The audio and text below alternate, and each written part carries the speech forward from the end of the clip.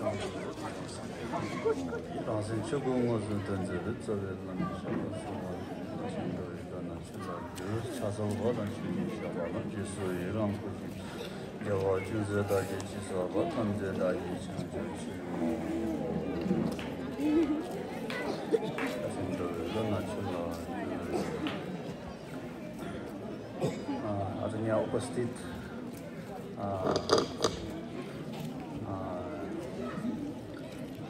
यहाँ के भन्छ उपस्थित सम्पूर्णमा भनौँ प्रेसिडेन्टले साथै अनि हार्दिक शुभमङ्गल व्यक्त गर्न चाहन्छु। विशेष त अहिले बिचमा चाहिँ अलिकति खाली समय भएको कारणले यहाँ लामाहरूले केही छेजुको विषयमा केही भनिदिनु भन्नुभयो र विशेष गरी अब आज चाहिँ यहाँ यस येलोङ गाउँमा भनौँ न मेरो चाहिँ यहाँ प्रथम पटक हो अनि यस विषयमा अब हजुरलाई केही जानकारी गराउन चाहन्छु। अनि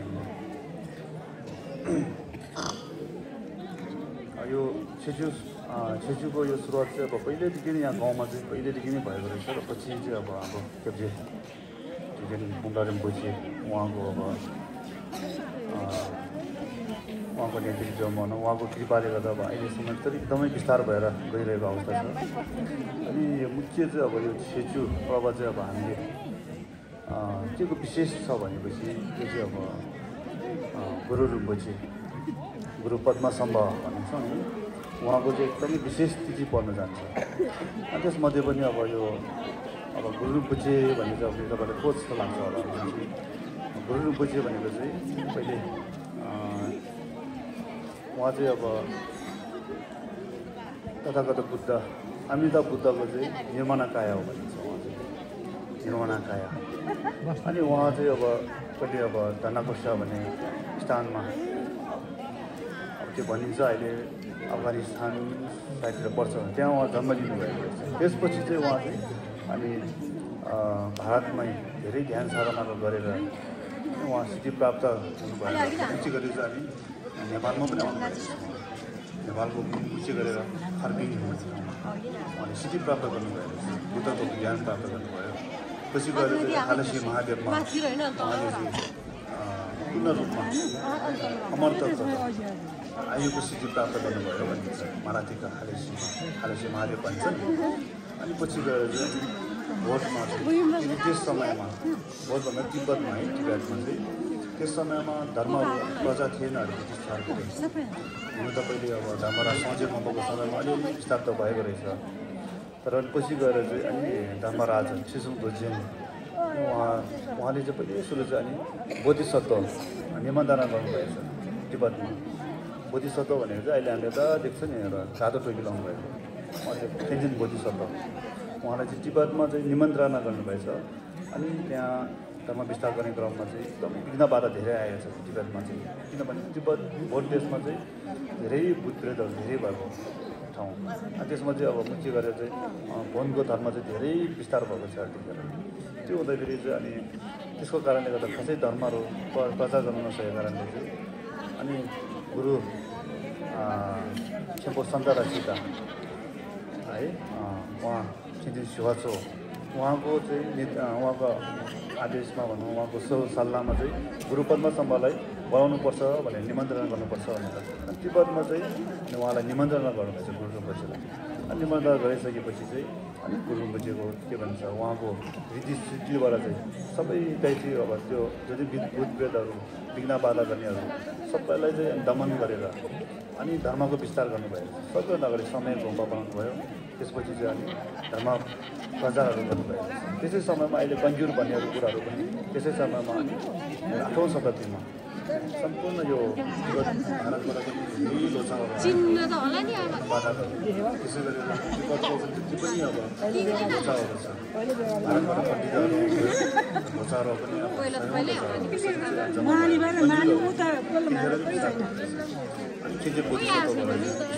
सङ्घहरू विस्तार भयो। त्यसरी तिब्बतमा चाहिँ धर्म प्रचार भएको रहेछ। अनि यो पछि गएर चाहिँ अब यसरी ध्यान साधना गर्दाखेरि धेरै अब सिद्धि प्राप्त कुरोहरू आउनुभयो। अनि पछि यो चाहिँ अब सक्यो छुजी वंशको टाइममा पनि अब यसरी गुरु त्यहाँबाट चाहिँ अब यो सुरु भएको भनिन्छ इजिपति छुजी वंश पछि गएर फेरि छुजी लिम्बाल पनि यस्तो धेरै शुद्ध दृष्टि भएको अरे कि उहाँहरू चाहिँ अब गुरुहरू चाहिँ उहाँको शुद्ध दृष्टिमा यस्तो गुरु छिङ्गे आउनु भएर चाहिँ यसरी नृत्यहरू गर्नुभएको यस्तो दर्शन भएको रहेछ नि त त्यसलाई आधार बनाएर चाहिँ पछि गुरुहरूबाट चाहिँ यसरी चाहिँ गुरु छिङ्गे गर्ने परम्परा चाहिँ आएको रहेछ यसरी अनि यसरी चाहिँ अब यो छ्यामहरू चाहिँ हामीले अब साधारण नाचगान गरेर यस्तो रूपमा हेर्नु नहुने रहेछ यो चाहिँ हामीले शुद्ध दृष्टिबाट अहिले पनि यो छाम देखेर आएको यो चाहिँ अब गुरुको चाहिँ स्वयं गुरुको चाहिँ हो भनेर ठुलो विश्वास किनभने सबै ठुलो विश्वास चाहिन्छ भन्छ कि त्यो शुद्ध दृष्टि अहिले हामी बसिरहेको भवन पनि बुद्ध पद्मसम्मको भवन हो भने सम्झिनु गुरु पद्मसम्मको भवन ताम्रा पर्वत झौँतो पल्किरियो हो भनेर सम्झिनु पर्छ अनि यहाँ जति पनि बस्नुभएको गुरु रिम्पोछे त्यसै गरी यहाँ गुरु छिङ्केहरू उहाँ गुरु रिम्पोछे स्वयं भयो अनि अरू जति पनि बसेको 8 जना हुनुहुन्छ साइडको चाहिँ उहाँहरू चाहिँ गुरु छिङ्के भन्छ गुरु रिम्पोछे पनि निर्माणकाय गरेको छ प्राणीको लागि शान्तहरूलाई दमन गर्नुलाई शान्तहरू स्वरूप छ भने क्रूरहरूलाई दमन गर्नुको लागि अज्ञानीहरू जति भन्यो नमान्नेहरूलाई दमन गर्नुको लागि अलिकति क्रोधी रूप हो गुरु रिम्पोछे पनि स्वरूप रूप अनि तर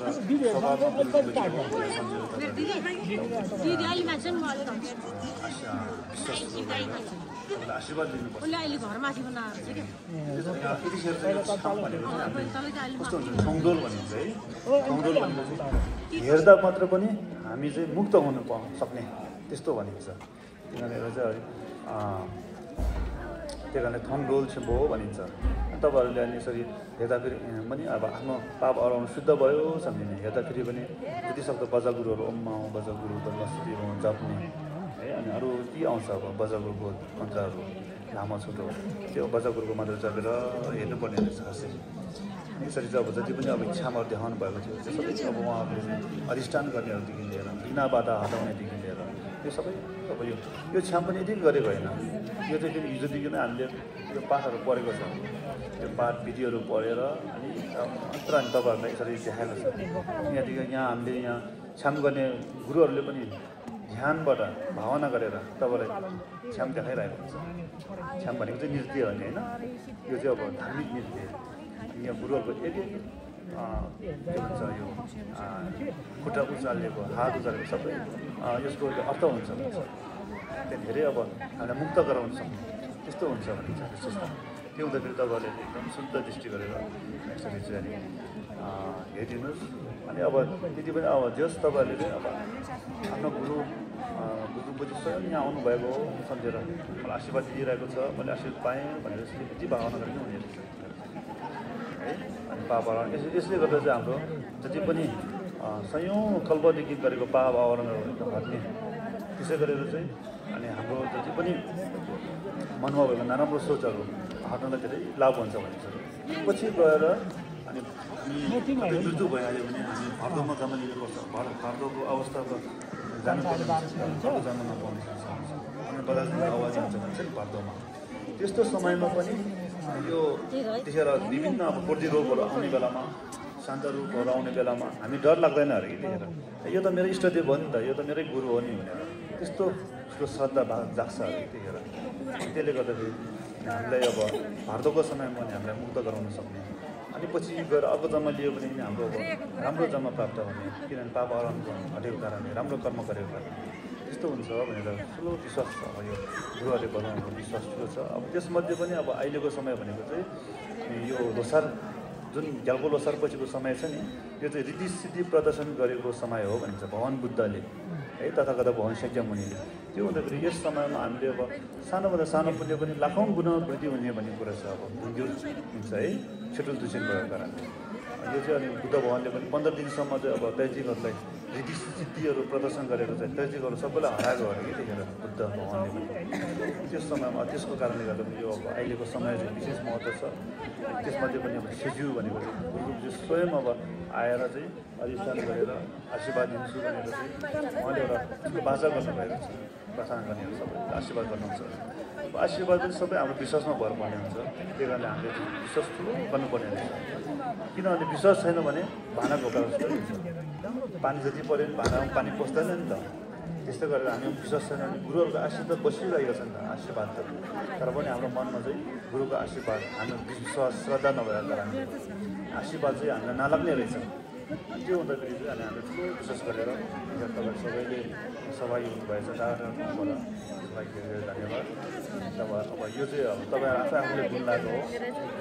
कसैले गुण लागेको होइन त्यो हुँदाखेरि चाहिँ तपाईँले एकदम शान्त भएर अझै पनि शुद्ध दृष्टि भएर अझै गुरुङ छेङ्कीको छ्यामा आउँदैछ राम्रोसँग हेरिदिनुहोस् अनि त्यसलाई अब बजारहरू जप दिनुहोस् त्यसले चाहिँ अब हाम्रो अब यो हाम्रो यो गाउँमा मात्रै होइन कि हामीलाई मात्र फाइदा हुने होइन कि यो चाहिँ अब सम्पूर्ण सबै प्राणीहरूलाई फाइदा हुने सम्पूर्ण विश्वकै प्राणीहरू बुद्धको ज्ञान अन्तिममा गएर बुद्धको ज्ञान प्राप्त गर्ने सम्मको यस्तो ठुलो फाइदा छ त्यो भएर चाहिँ तपाईँले फाइदाहरूलाई चाहिँ सम्झेर विश्वास साथ अझै पनि सहभागी भइदिनुहोस् धन्यवाद